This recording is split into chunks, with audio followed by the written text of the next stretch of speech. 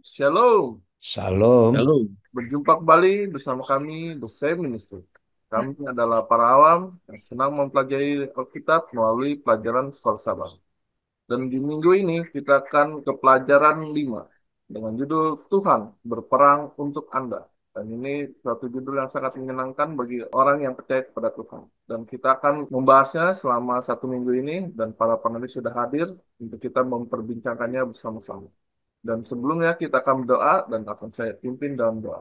Mari kita berdoa. Tuhan kami yang bertanggung dalam surga, mengucap syukur dan berterima kasih kepadamu karena kami boleh dapat kembali membicarakan firman.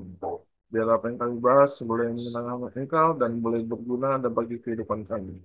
Berkati kami dan para pemirsa, dalam nama Tuhan Yesus kami berdoa. Amin. Sebelum kita mempelajarinya selama 1 minggu ini, kita dengar Pak Tobing menjelaskan apa saja yang akan kita pelajari bersama. Mirsa The Save Ministry, judul kita minggu ini yaitu Tuhan berperang untuk Anda. Kalau kita cermati kata-kata ini, kita berpikir ya, kok Tuhan berperang gitu ya. Ini kita juga sudah pelajari sebenarnya minggu lalu ya sedikit mengenai bahwa keterlibatan Tuhan dalam peristiwa-peristiwa peperangan yang dicatatkan di dalam Alkitab. Nah, sekarang kita akan lihat ke arah mana nanti pembahasan minggu ini. Kita baca terlebih dahulu ayat hafalan. Semua raja ini dan negeri mereka telah dikalahkan Yosua sekaligus. Sebab yang berperang untuk orang Israel ialah Tuhan Allah Israel. Yosua 10 ayat 42. Jadi Yosua punya catatan sejarah banyak mengalami kemenangan ya. Tapi ada catatan dikatakan di sini bahwa yang berperang untuk Israel itu bukan karena kehebatan Joshua dan tentaranya semata, tetapi yang berperang untuk orang Israel karena apa? Karena Tuhan yang terlibat. Nah, nanti kita di dalam kitab Joshua ini kita akan melihat seperti menjadi ada skenario atau adegan yang mengganggu jalan pikiran kita karena ada muncul beberapa kisah yang boleh dikatakan inilah yang disebut dengan konsep perang ilahi atau perang suci. Loh, perang ada yang disebut perang suci ya. Padahal kalau melihat dari karakteristik kata perang itu sendiri, mengalahkan, membunuh, membinasakan kan begitu ya. Tapi ternyata di sini ada juga konsep perang ilahi atau perang suci di mana apa? Keputusan untuk melakukan perang itu bukan keputusan sekelompok orang, tapi itu adalah apa? Mandat dari Allah Sang Pencipta, pemilik segalanya. Nah, maka kita harus melihat nanti dalam pelajaran 1 minggu ini, ya kita harus punya satu kesimpulan awal yang kita pegang dulu bahwa Allah adalah maha segalanya. Karena dia pemilik alam semesta atau jagat raya yang dia ciptakan ini. Maka karena Allah sebagai Allah yang berdaulat, ya, maka keputusan apapun sebenarnya kita tidak bisa ganggu gugat dan jangan kita bawa Allah turun ke level kita manusia. Ya, jadi jangan kita pikir loh, kalau Allah boleh perang berarti kita boleh dong memerangi orang lain. Jangan seperti itu nanti cara pikirnya. Jadi mari kita lihat kedaulatan Allah sendiri ya. Jadi itu nanti yang mendasari konsep pelajaran kita dalam 1 minggu ini. Kalau minggu lalu kita sudah ditunjukkan bahwa ada perang kosmis ya, yang perang yang lebih besar lagi. Nah, minggu ini kita akan diberikan lebih detail lagi ya, lebih apa ya, lebih membahas contoh-contoh perang-perang yang disetujui oleh Allah dan bahkan perang yang inisiatifnya dimulai dari Allah sendiri. Tetapi kita akan lihat seperti apa kompleksitasnya. Lalu kalau dalam perang ilahi apa sih batasan atau syarat-syaratnya dan apa objektivitasnya atau tujuan dari perang ilahi itu. Itu nanti yang kita akan lihat dalam 1 minggu ini pemirsa The Shape Ministry dan Pak Simon. Baik, terima kasih Pak Tobing untuk penjelasannya. Dan kita akan melanjutkan pelajaran kita ke hari Minggu dengan judul Kesalahan Orang Kanaan. Dan kita akan dengar penjelasan lebih lanjut dari Pak Tobing tentang hal ini. Silakan. Baik, pemirsa The Shape Ministry, kalau kita cermati ayat-ayat berikut misal ya, kita ambil salah satu Kejadian 15 ayat yang seperti yang disampaikan dalam pelajaran kita ayat yang ke-16 ya. Ayat yang ke-16 bunyinya begini. Tetapi keturunan yang keempat akan kembali ke sini sebab sebelum itu kedurjanan orang Amori itu belum genap ya. Jadi ini sebenarnya adalah perjanjian Allah dengan Abraham. Sejak dahulu Allah memang sudah mengatakan ke Abraham bahwa Allah akan memberikan tanah perjanjian itu kepada Abraham. Ya, lalu kalau kita baca ayat-ayat seterusnya di di Imamat 18, Ulangan 18 ayat 9 sampai 14 dan coba juga kita lihat di Esra 9 ayat 11 bunyinya yang kau perintahkan dengan perantaraan hamba-hambamu para nabi itu dengan berfirman negeri yang kamu masuki untuk diduduki adalah negeri yang cemar oleh karena kecemaran penduduk negeri, yakni oleh karena kekejian yang mereka lakukan dengan segala kenajisan mereka di segenap negeri itu dari ujung ke ujung. Jadi pemirsa The Shape Ministry, janji yang Tuhan berikan kepada Abraham bahwa Allah akan memberikan tanah perjanjian kepada Abraham, ternyata karakteristik dari negeri yang akan dimasuki itu ya negerinya ini penuh dengan kejahatan.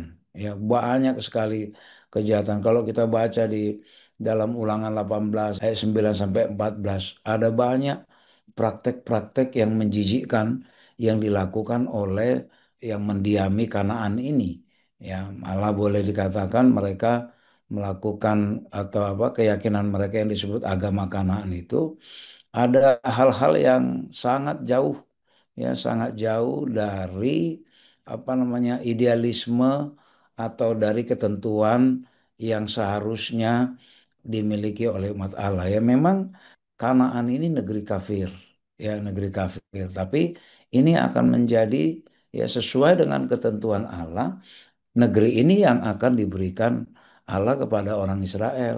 Apa praktek-prakteknya yang dilakukan? Pengorbanan anak.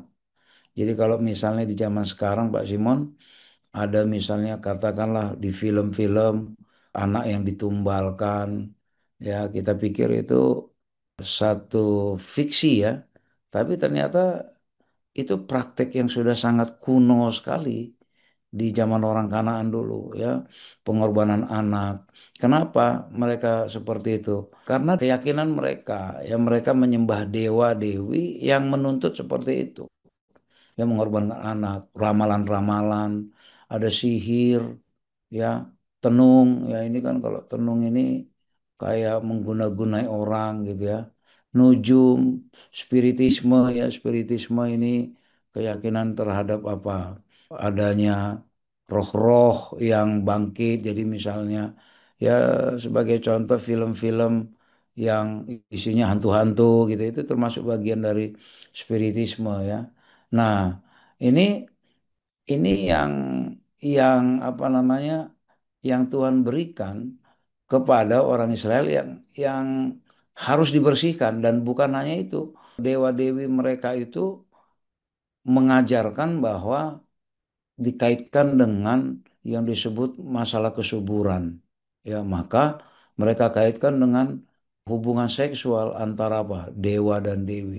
Nah, akhirnya oleh karena mereka anggap dewa dan dewi mereka ini melakukan hubungan seksual, maka dalam praktek-praktek keagamaannya juga akhirnya di dalam ritual-ritualnya itu menunjukkan ritual-ritual yang boleh dikatakan itu prostitusi suci ya. Kenapa disebut prostitusi suci? Karena prostitusi yang dibungkus atas nama agama ya, atas nama agama. Jadi oh boleh makanya kadangkala mungkin ada juga kasus-kasus hingga sekarang misalnya ada tokoh-tokoh agama yang dalam tanda petik kayak menakut-nakuti umatnya atau mengatakan bahwa kamu harus mau bersetubuh dengan pemimpin agamamu ya. Ini salah satu mungkin contoh-contoh praktek kuno yang sebenarnya sudah ada dari dulu. Nah, bahkan boleh dikatakan kalau di zaman orang Kanaan dulu ada istilahnya pelacur bakti gitu ya. Jadi kayak pelacur yang relawan lah gitu ya, pelacur bakti baik pria maupun wanita. Nah, jadi keji sekali ya kalau digambarkan ya. Memang kalau digambarkan sekarang ini keji sekali itu praktek-praktek yang mereka lakukan. Maka yang diperintahkan Tuhan untuk memusnahkan bangsa Kanaan itu bukan muncul begitu aja tiba-tiba, tapi sebenarnya Allah sudah memberi masa jedah, masa untuk apa? Untuk memperbaiki ya. Udah ada kesempatan sebenarnya, tapi dalam sejarahnya orang Kanaan mereka malah menyia-nyiakan sehingga ya mau tidak mau akhirnya Allah melalui hambanya Joshua Allah perintahkan ya perangi ya perangi bangsa itu supaya musnah karena kalau tidak dimusnahkan tokoh-tokohnya orang-orangnya ya nanti budayanya itu tidak hilang ya maka supaya menghilangkan semuanya ya menghilangkan budayanya ya orang-orangnya harus dihilangkan itu tapi sekali lagi jangan dilihat dari sisi kita manusia kok kejam sekali Allah tadi kata kuncinya ini kan perang ilahi Allah yang punya kedaulatan jangan samakan jangan bawa turun Allah ke pada level kita ya tapi mari kita dengan keterbatasan kita sebagai manusia bahwa Allah punya hak untuk mengambil keputusan apapun ya tapi nanti kita lihat di pelajaran-pelajaran berikutnya apakah perang-perang yang dilakukan oleh orang Israel itu untuk memperkaya diri untuk menaikkan harkat martabat bangsa mereka supaya ditakuti atau karena apa ini nanti ini kaitannya ada ya ada kaitannya dengan pengertian tadi bahwa Allah yang berdaulat yang melakukan atau yang berhak memerintahkan bangsa Israel untuk memerangi orang Kanaan yang mempraktekkan hal-hal yang menjijikkan di hadapan Allah. Demikian Pak Simon dan pemirsa di Safe Ministry. Baik, terima kasih Pak Tobing untuk penjelasannya. Dan kita akan melanjutkan perjalanan kita ke hari Senin dengan judul Hakim Agung. Dan kita dengar penjelasan yang lanjut dari Pak Fajar tentang hal ini. Selamat. Ya, Pak Simon dan pemirsa The Safe Ministry ya. Kita kembali mengupas tentang Tuhan yang memiliki otorisasi untuk menjalankan perang ini sebagai hakim yang agung ya, sebagai hakim yang agung. Nah, ada beberapa ayat yang mesti kita pelajari terlebih dahulu untuk memahami karakter daripada Tuhan ini sendiri ya. Yang pertama adalah Mazmur 50 ayat yang ke-6. Mazmur 50 ayat ke-6. Langit memberitakan keadilannya, sebab Allah sendirilah hakim. Ya, jadi di dalam kitab Mazmur pun menyatakan bahwa Tuhan atau Allah itu sendirilah yang hakim. Kemudian ada Kejadian 18 ayat yang ke-25. Ayat yang ke-25 ini peristiwa bagaimana negosiasi yang dilakukan oleh Abraham kepada Tuhan. Karena pada waktu itu Tuhan akan membinasakan orang-orang Sodom dan Gomora. Tapi sekali lagi Abraham mencoba untuk negosiasi, kita akan melihat karakter daripada Tuhan itu sendiri ya. Kejadian 18 ayat 25. Jauhlah kiranya daripadamu untuk berbuat demikian, membunuh orang benar bersama-sama dengan orang fasik. Sehingga orang benar itu seolah-olah sama dengan orang fasik. Jauhilah kiranya yang demikian daripadamu, masakan hakim, segenap bumi tidak menghukum dengan adil ya. Nah, kalau kita lihat ada satu kata yang perlu kita cermati yaitu tentang adil. Tuhan itu adalah hakim dan dia melaksanakan keadilannya. Nah, jadi ketika Tuhan, tadi yang disebutkan oleh panelis saudara Elvin, bahwa Tuhan itu punya kedaulatan ya, punya otoritas untuk melakukan itu. Untuk apa? Untuk keadilan, untuk kedamaian ya, untuk keadilan kedamaian. Jadi perang yang dilakukan, perang suci, kemudian perang ilahi yang dilakukan oleh Tuhan itu sangat berbeda sekali ya dengan perang imperialis. Ya, kalau perang imperialis itu yang dilakukan oleh orang-orang, oleh bangsa-bangsa kuno itu dia mengambil wilayah, memperluas kekuasaannya, lebih cenderung ke untuk kepentingan pribadi. Tetapi kalau untuk perang ilahi ini hanya dapat kita pahami jika dilihat di dalam terang aktivitas Allah sebagai hakim. Nah, ketika dilihat dengan cara ini, perang penaklukan Israel memiliki karakter yang sangat berbeda sekali dengan perang-perang yang dilakukan oleh bangsa-bangsa lain, yang mana mereka menjajah, menaklukkan bangsa lain, kemudian memperluas kekuasaan untuk kepentingan mereka sendiri. Tetapi yang dilakukan oleh Tuhan sangat berbeda dengan yang dilakukan oleh bangsa-bangsa pada umumnya. Nah, tujuannya adalah, sekali lagi ya, tujuannya itu untuk menegakkan keadilan ya, menegakkan keadilan, kemudian memberikan memberikan kepastian bahwa mereka itu yang tidak menurut, seperti halnya dengan bangsa-bangsa Kanak tentunya ya. Ya konsekuensinya adalah mereka harus menghadapi satu kematian. Masih ingat di dalam Roma 6 ayat 23, sebab upah dosa ialah maut dan kasih karunia adalah hidup kekal dalam Kristus Yesus Tuhan kita. Jadi semua semua ketidaktaatan ya ada satu konsekuensi bahwa mereka akan mengalami satu kematian. Inilah yang dilakukan oleh oleh Tuhan ya. Jadi ketika bangsa Israel digunakan oleh Tuhan sebagai alat untuk menegakkan keadilan, yaitu memang kedaulatan maupun otoritas dari Tuhan itu sendiri. Nah, ada satu ada satu pernyataan yang bagus nih. Oleh karena itu, inti dari pemahaman tentang konsep perang suci adalah konsep kekuasaan dan kedaulatan Allah. Kedaulatan Allah ya yang dipertaruhkan dalam gambaran tentang Allah sebagai pejuang, seperti halnya dalam gambaran tentang Allah sebagai raja maupun sebagai hakim.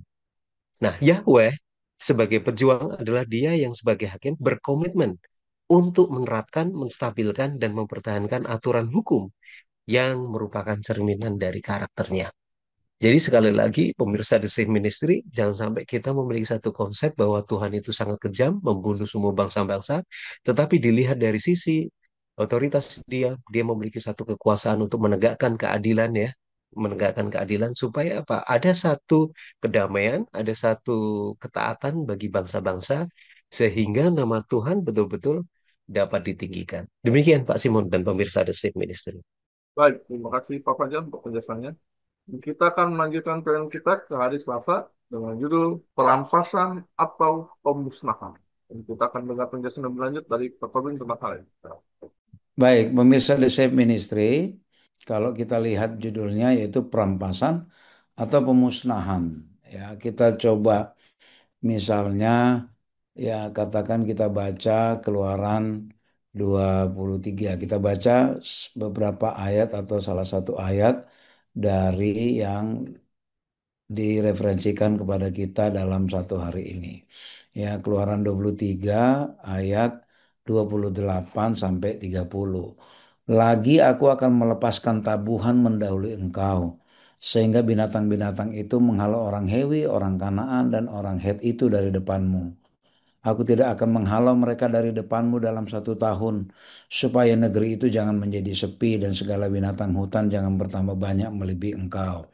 Sedikit demi sedikit aku akan menghalau mereka dari depanmu sampai engkau beranak cucu sedemikian, hingga engkau dapat memiliki negeri itu.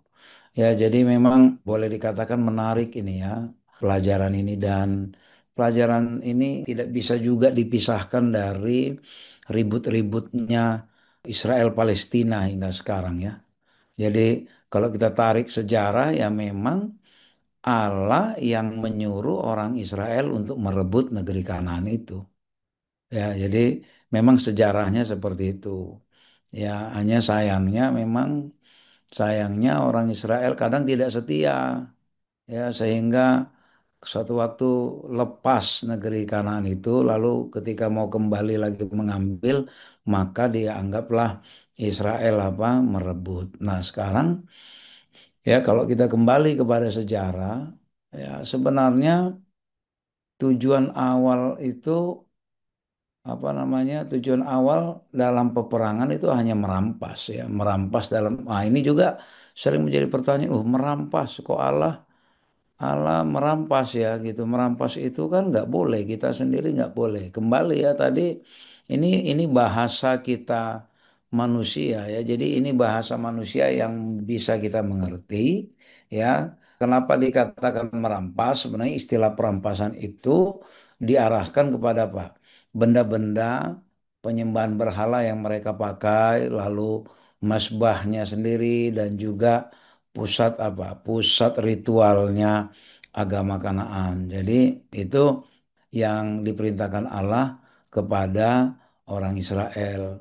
Nah, perang suci ini sebenarnya tujuannya adalah Allah mau supaya budaya-budaya yang korup, yang menyebarluaskan apa kerusakan, yang membuat membuat orang-orang Kanaan itu keras kepala, itu bisa dihilangkan, ya.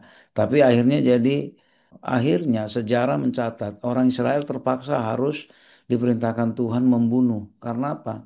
Karena mereka mengeraskan hati. Kalau kita baca tadi ayat Keluaran 23, 28 sampai 30 itu sebenarnya berangsur kok, nggak langsung gitu ya, tidak langsung. Dan Tuhan juga memberikan, sekali lagi seperti yang tadi kita sudah jelaskan, sebenarnya Tuhan memberikan kesempatan mereka untuk memperbaiki diri, ya, untuk memperbaiki diri. Tapi mereka mengeraskan hati, ya. Oleh karena mengeraskan hati, ya mau tidak mau akhirnya apa? Ya, ya samalah seperti bagaimana Tuhan menangani orang Mesir dulu ketika Firaun mengeraskan hati. Sudah sampai 10 tulah pun Tuhan Tuhan kasih untuk menegur dia, sekaligus menyatakan bahwa Allah-Allahnya yang disembah Firaun itu nggak ada apa-apanya di hadapan Allah. Nah, sama ini kejadian seperti orang Kanaan juga. Ya, oleh karena itu, ya akhirnya Tuhan putuskanlah mereka melakukan perang suci. Yang tujuannya apa?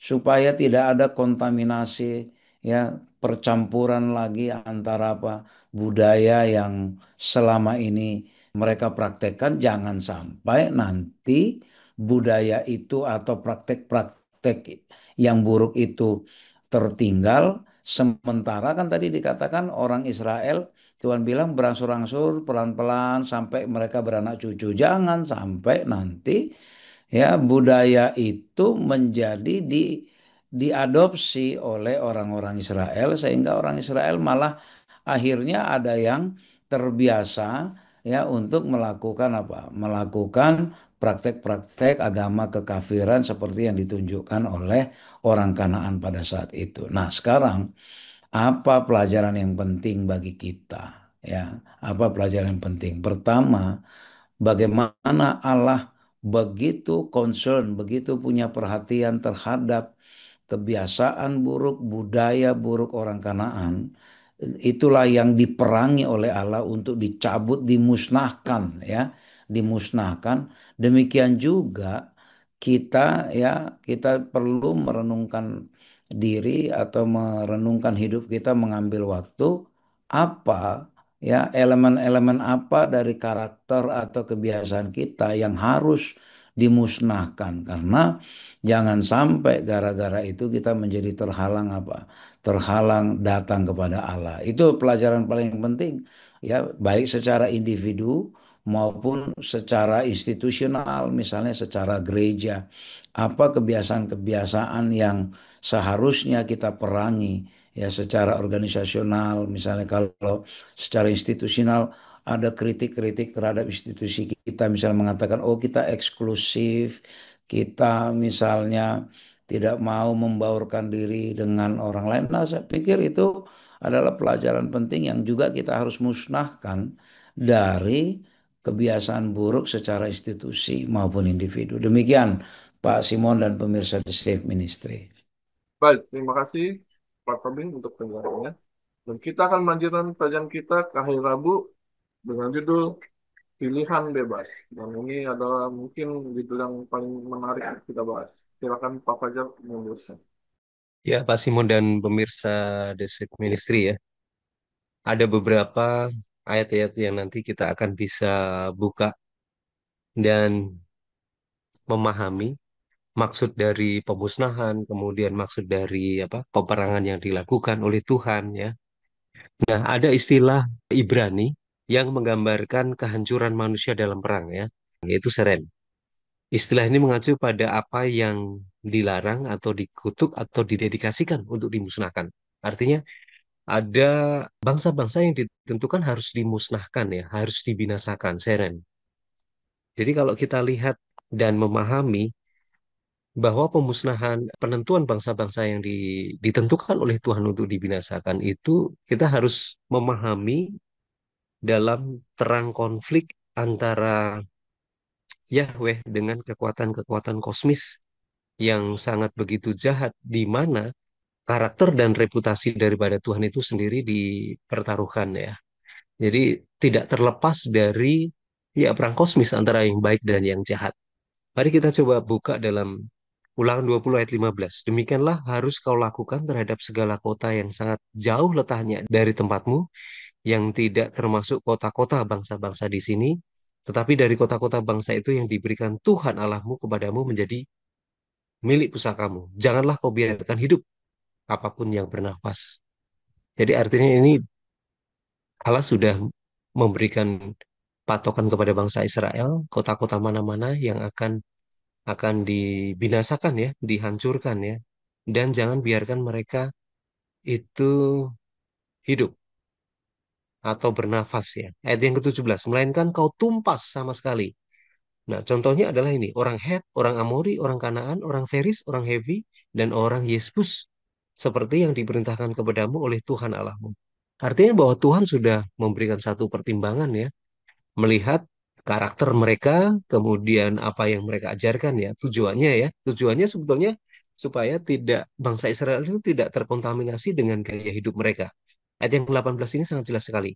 Ini alasan paling utama mereka harus ditentukan, dibinasakan ya, atau seren. Supaya mereka jangan mengajar kamu berbuat sesuai dengan segala kekejian yang dilakukan mereka bagi Allah mereka. Sehingga kamu berbuat dosa kepada Tuhan Allah. Ya, kita paham juga apa yang dilakukan oleh mereka ya. Bahkan mereka juga berani mengorbankan manusia ya untuk penyembahan ilah ataupun Allah, Allah-Allah yang disembah oleh mereka ya. Jadi sangat begitu ngeri. Jadi Tuhan di sini adalah menegakkan satu keadilan kepada bangsa-bangsa lain yang sama sekali mereka memiliki karakter maupun tingkah laku yang sangat begitu jahat ya. Sehingga Tuhan menentukan bahwa bangsa-bangsa ini nanti yang akan dibinasakan oleh bangsa Israel. Atau namanya ditentukan atau didedikasikan, dimusnahkan, itu serem ya. Nah, praktek penghancuran total itu merupakan gambaran dari penghakiman Allah yang adil terhadap dosa dan kejahatannya. Allah secara unik mendelegasikan pelaksanaan sebaliknya kepada bangsa Israel itu sendiri yang menjadi alat Tuhan untuk menegakkan keadilan. Namun, ada satu hal yang menarik ya. Apa yang terjadi apabila bangsa Israel itu sendiri yang apa melakukan perbuatan jahat ya. Artinya dia berlaku tidak setia kepada Tuhan. Nah, ini juga berlaku kepada bangsa Israel. Ketika mereka berpaling daripada Tuhan, mereka juga akan mengalami yang sama. Mereka akan mengalami hal yang sama. Jadi Tuhan membiarkan bangsa lain itu menghukum bangsa Israel, menjajah bangsa Israel, contohnya bangsa Midian ya, pada waktu hakim-hakim Gideon. Kemudian ada beberapa perlakuan-perlakuan yang istimewa ya. Ada beberapa kasus-kasus seperti Rahab dan Gibeon, mungkin pelajaran yang lalu itu membuka ya mereka ada satu kepercayaan mereka bertobat, akhirnya mereka juga dibiarkan hidup ya. Jadi kita tidak bisa mengeneralisasi bahwa Tuhan itu harus membinasakan semua orang yang jahat, tetapi diberikan kesempatan bagi mereka yang mau percaya dan mau bertobat, akhirnya mereka diberikan satu kehidupan. Nah, pelajaran yang bisa kita ambil ya, kalau kita lihat di sini ya, Tuhan itu tidak menyukai apa namanya ketidaksetiaan, ya, tidak menyukai ketidaktaatan ya, karena bangsa-bangsa lihat ini mereka mereka tidak mau menyembah Tuhan yang benar ya, Tuhan yang benar tidak mau bertobat, pada akhirnya mereka ditentukan oleh binasa. Memang sih tidak ada satu netralitas ya. Kalau seandainya kita ada di pihak Tuhan, maka ya kita benar-benar di pihak Tuhan dan tidak ada yang netral ya. Kalau kita melawan Tuhan berarti ya kita tidak di pihak Tuhan. Nah, demikian Pak Simon dan pemirsa di sini. Baik, terima kasih Pak Fajar untuk penjelasannya. Dan kita akan melanjutkan pertanyaan kita ke hari Kamis dengan judul Sang Raja Damai. Dan kita dengar penjelasan yang berlanjut dari Pak Fajar tentang hal ini. Ya Pak Simon dan pemirsa The Seed Ministry ya. Kalau kita berbicara, ada satu, ini seperti kontradiksi ya dengan apa yang kita bahas ya. Ketika Tuhan itu berperang untuk membinasakan semua bangsa-bangsa yang tidak menurut, kemudian kita munculkan bahwa ada satu karakter yang lain yaitu adalah Sang Raja Damai. Ini seperti kontradiksi ya. Tapi semangat yang dilakukan oleh Tuhan yang mula-mula sebetulnya Tuhan itu menginginkan kedamaian ya, menginginkan kedamaian. Meskipun ya fokus utama dari pelajaran pekan ini adalah peperangan, namun yang diperintahkan dan dibantu oleh ilahi dalam perjanjian lama, kita perlu menyebutkan ada satu tema-tema yang lain yang sama pentingnya dalam tulisan-tulisan nubuatan perjanjian lama, yaitu visi tentang masa depan maupun dalam era mesianis yang penuh dengan kedamaian ya. Tema lain yaitu Raja Damai, Sang Raja Damai. Digambarkan bahwa Mesias atau Tuhan yang kita sembah itu adalah Raja Damai. Dialah yang akan mengantarkan sebuah kerajaan yang didominasi oleh sebuah kedamaian ya, di mana singa dan anak domba itu akan tinggal bersama-sama, kemudian mereka makan rumput bersama-sama. Jadi pada mulanya sebetulnya ya Tuhan itu menginginkan ada satu kedamaian ya, ada satu sukacita, ada satu keharmonisan, ada satu keseimbangan ya. Tetapi rupanya setelah muncul adanya satu dosa, kemudian dosa itu masuk ke semua orang ya, dan terjadi pemberontakan, terjadi ketidaksetiaan, mereka berpaling dengan Tuhan. Yang ada adalah Tuhan menentukan mereka yang akan binasakan, yang mereka harus dimusnahkan atau serem dalam istilah Ibraninya. Nah, tetapi yang paling utama bahwa Tuhan itu menginginkan satu perdamaian. Contohnya, ketika Tuhan itu sudah menentukan si Niniwe itu harus diperingatkan dulu oleh karena kejahatannya mereka itu, maka Yunus itu diutus oleh Tuhan ke sana ya untuk memberitahukan ya setidaknya kamu mesti harus bertobat. Dan memang benar ketika Yunus itu memberitahukan bahwa selama kurang lebih beberapa hari, sekian hari mereka akan dibinasakan, akhirnya ada satu tindakan pertobatan. Nah inilah salah satu contoh ketika mereka bertobat, ada satu kedamaian. Tuhan tidak jadi membinasakan mereka. Banyak sekali kisah-kisah seperti halnya Elisa ya, memberikan makanan kepada tentara Suriah yang pada akhirnya mereka tidak membinasakan bangsa Israel. Ada satu pertobatan di bangsa Israel itu sendiri ya. Kemudian ada beberapa orang Aram tidak lagi menyerbu ke negeri bangsa Israel. Sebetulnya Tuhan menginginkan satu kedamaian, membutuhkan satu keinginan, kerinduan bagi umatnya untuk bertobat. Pelajaran yang bisa kita ambil. Ketika kita ya diperingati oleh Tuhan, di diamarkan bahwa kehidupan kita mungkin berpaling jauh dengan Tuhan, ada satu kesempatan pertobatan yang perlu kita lakukan. Sehingga ada satu kedamaian di dalam diri kita mau berpihak kepada Tuhan karena sebetulnya Tuhan menginginkan ada satu sukacita, keharmonisan, kedamaian di antara kita semuanya. Nah, tujuan akhir dari penebusan dan perdamaian kekal itu ya kehidupan kekal ya tujuan akhir. Memang bangsa kita semuanya ya menginginkan ada satu kehidupan yang penuh dengan kedamaian yang di masa depan. Konflik ini tidak akan abadi ya, semuanya akan berakhir ya. Sebagaimana kekerasan melahirkan kekerasan, semuanya itu hanyalah sebuah sementara. Tetapi perdamaian kekal itu akan selamanya. Itulah yang akan kita nikmati di masa mendatang. Demikian Pak Simon dan pemirsa The Safe Ministry. Baik, terima kasih Pak Fajar untuk penjelasannya. Tidak terasa kita akan mengakhiri pelajaran kita dalam satu minggu ini dan kami minta Pak Tobi untuk merangkumkan apa saja yang telah kita pelajari. Baik, pemirsa The Safe Ministry, ada filosofis yang kita harus pahami di dalam konsep perang ilahi ini. Ya, perang ilahi ini bukanlah untuk tujuan memperkaya diri, ya, bukan untuk tujuan menaikkan prestis dari sebuah bangsa.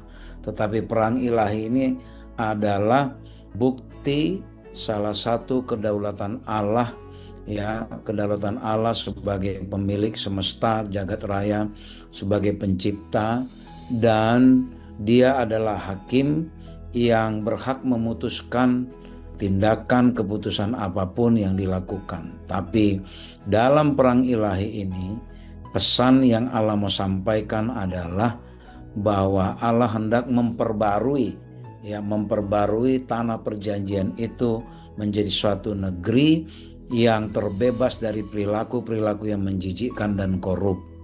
Ya, walaupun demikian, walaupun Tuhan memutuskan dengan metode perang, Tuhan tetap memberikan atau menginginkan pertobatan dari orang-orangnya.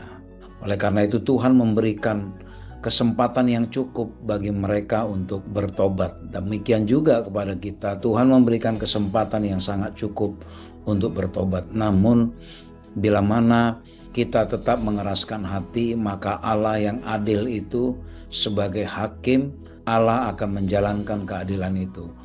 Bukti keadilan Allah itu, Allah tidak akan membiarkan dosa merajalela terus, maka Tuhan harus menghapuskan dosa itu. Walaupun pesannya adalah melalui perang, namun sebenarnya tujuan murninya adalah apa? Allah hendak membawa perdamaian agar anasir-anasir dosa itu tidak ada lagi di muka bumi ini. Ya, termasuk kita-kita yang masih suka mempertahankan dosa, mempertahankan perilaku yang menjijikkan, nanti kita tidak akan kuat di hadapan Allah. Maka pelajaran yang sangat penting bagi kita, kebiasaan atau perilaku atau karakter yang buruk apa yang masih kita pertahankan, yang perlu kita perangi. Dan seperti kita tahu, sejak awal disampaikan bukan orang Israel yang perang, tapi Tuhan sendiri yang perang. Demikian juga dengan karakter dan kebiasaan yang buruk. Kecenderungan kita berdosa itu membuat kita mustahil untuk menghilangkan itu.